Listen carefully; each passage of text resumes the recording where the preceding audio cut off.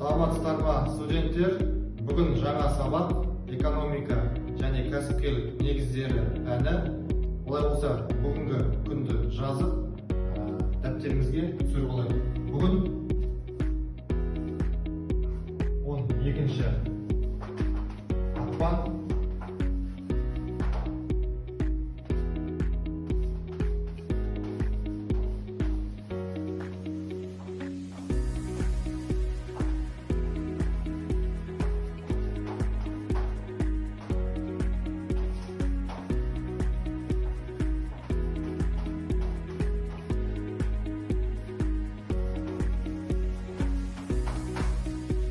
Тақырып басшы имиджі және имидж түрлері деп аталады.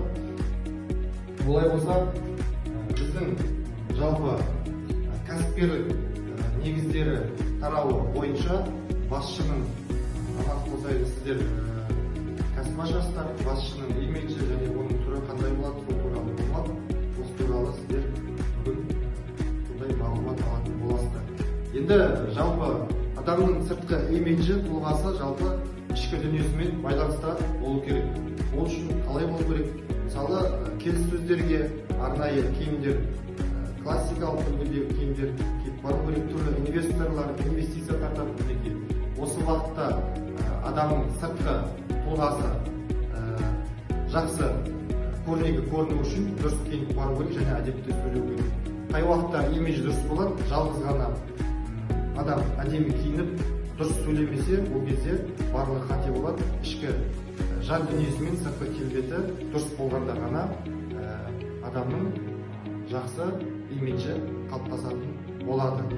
Енді әрі қарай нақты жұмыстарға, тапсырмаларға көшейік. Қазіргі таңда имидж ұғымы кең қолданысқа ие терминдердің бірі. Жаңа оны өздеріңізге айтып өттім. Әрбір адамның әр салада өзіндік имиджі болады. Мысалы, жас маманның болашақ кәсіпке байланысты имиджін қалыптастыру қазіргі таңда өте маңызды. Имидж бұл қандай да бір маманның белгілі бір мақсат негізінде қалыптастырған бейнесі, яғни өзін өзі жарнамалай отырып басқаларға эмоциялық, психологиялық әсер етеді.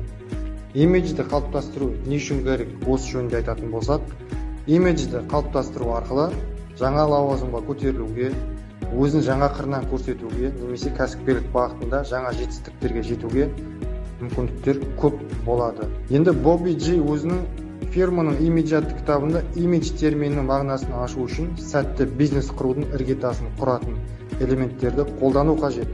Олар дүниетаным, ұзақ мерзімге бағытталған қағидалар, нақты мақсаттар мен стандарттар.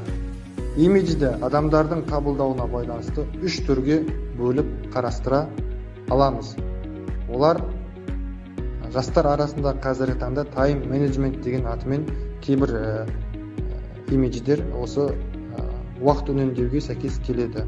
Енді сіздерге көптеген мәліметтер берілді. Дәптерге енді тапсырма, кәсіпкерлік негіздері дәптерге студенттің өзіндік жұмыс орындаймыз.